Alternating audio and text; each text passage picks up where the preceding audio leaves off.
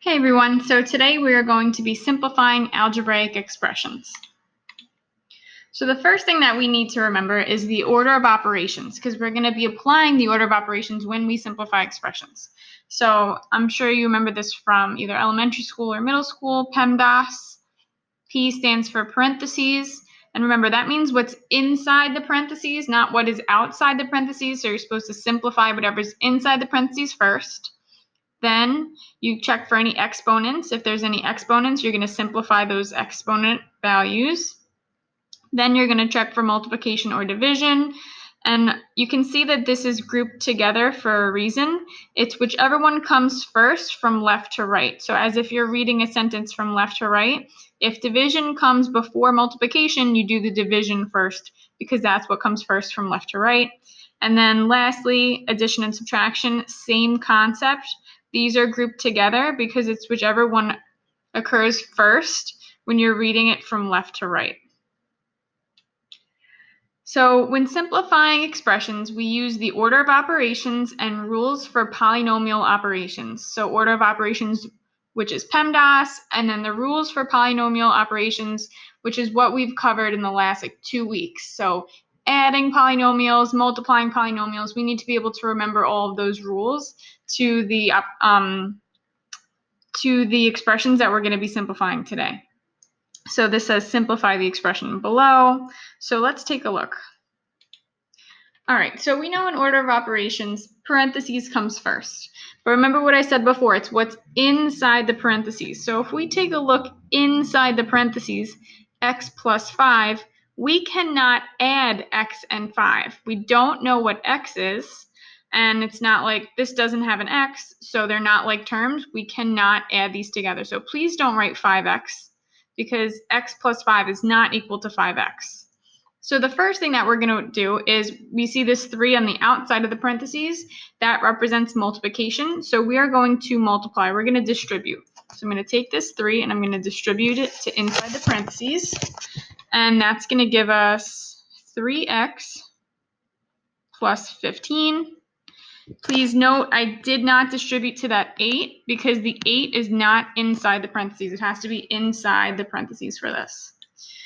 Now we have 3x plus 15 plus 8, 2 sets of additions. So remember, we work from left to right, but we're not able to add 3x and 15. They're not like terms.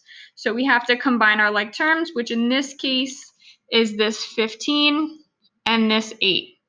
When we add 15 and 8, we get 23. And then we're going to just bring down that 3x from before. And same thing, we cannot combine 3x and 23. They're not like terms. This does not have an x, so we can't combine it. So we're done. So we distributed that 3, and then we combine like terms. Let's take a look at another example. Simplify the expression below. We have 2m times negative 4m to the 4th minus 3 times negative 5m to the 5th. So we have some subtraction here, and we have multiplication. So we're going to do multiplication first. That comes first in our order of operations. So I'm going to first multiply this 2m and this negative 4m to the 4th.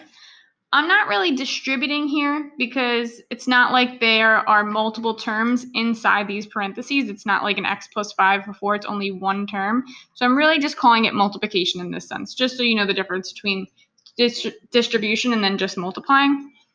So remember, when we're multiplying monomials, we multiply the coefficients, the numbers in front, and then we add our exponents. So if you need a little refresher, we know that there's an invisible exponent of 1 there. So we're going to multiply 2 and negative 4. That gives us negative 8.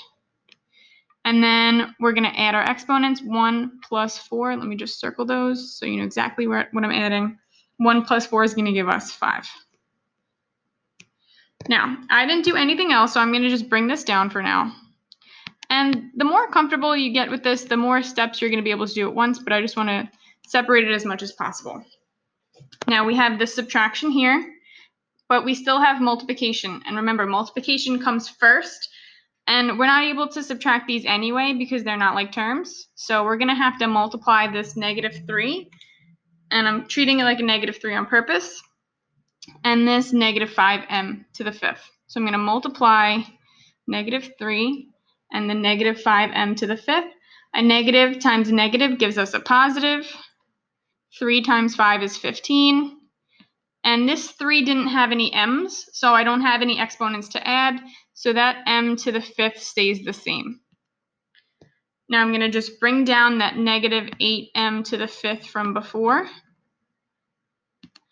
And now we have two monomials, -8m to the 5th plus 15m to the 5th, that are like terms. We know that they're like terms because they have the same variable and the same exponent. So we can add these together. So remember, when we add monomials, we're just adding the numbers in front and we're leaving the exponent alone. So please do not add the exponent here. We only do that when we multiply, like what we did in this first step. So -8 plus 15 gives us 7. And we're going to just leave that exponent alone. So we get 7m to the 5th. Okay, let's take a look at another example. Simplify the expression below.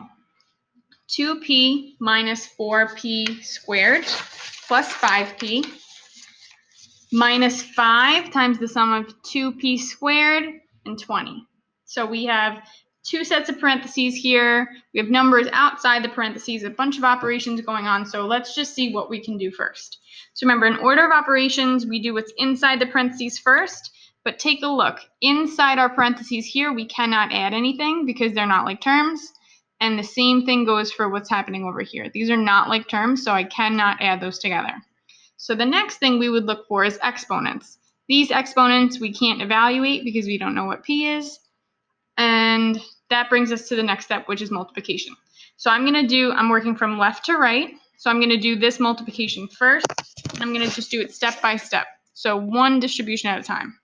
So I'm going to take this 2p and I'm going to multiply it to -4p squared, and then I'm going to multiply it to that 5p.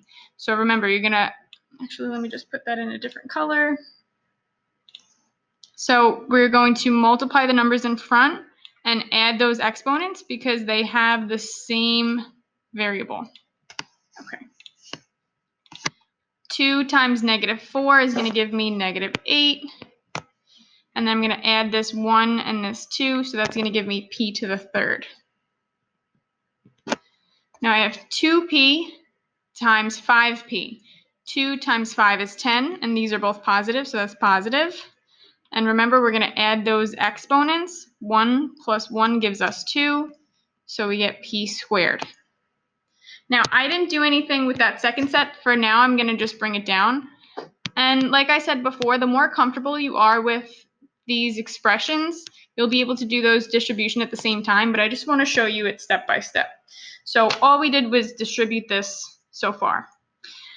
Now, we see this 10p squared minus 5, but we can't do anything with that. One, because we still have multiplication going on, so we have to do that first, and these are not like terms. So the next thing we're going to do is we're going to take this -5, and we're going to distribute that to everything in the second set of parentheses here. So we have -5 times 2p squared.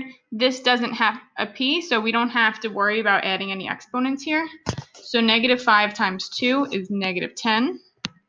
And I'm going to just bring down that p squared. And then we have -5 times a positive 20. That's going to give us a -100. Okay, I'm going to bring down our product from that first distribution. And then we're going to see what we can do from here. So we got rid of all our parentheses. We got rid of our multiplication. So now we're going to look for like terms. So remember, like terms means same variable, same exponent.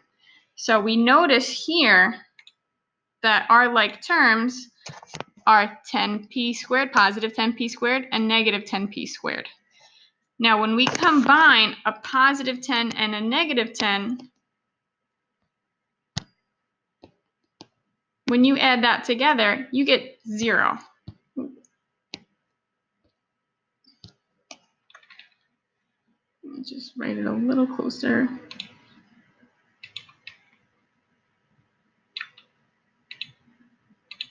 Okay, Okay, when you add a positive 10 and a negative 10, when you add that together, those are additive inverses. So they're going to cancel out and just give you 0. So in this case, these are going to cancel out so that the p squareds are included in that. They cancel out. So then our answer is just negative 8 p to the third. Ooh.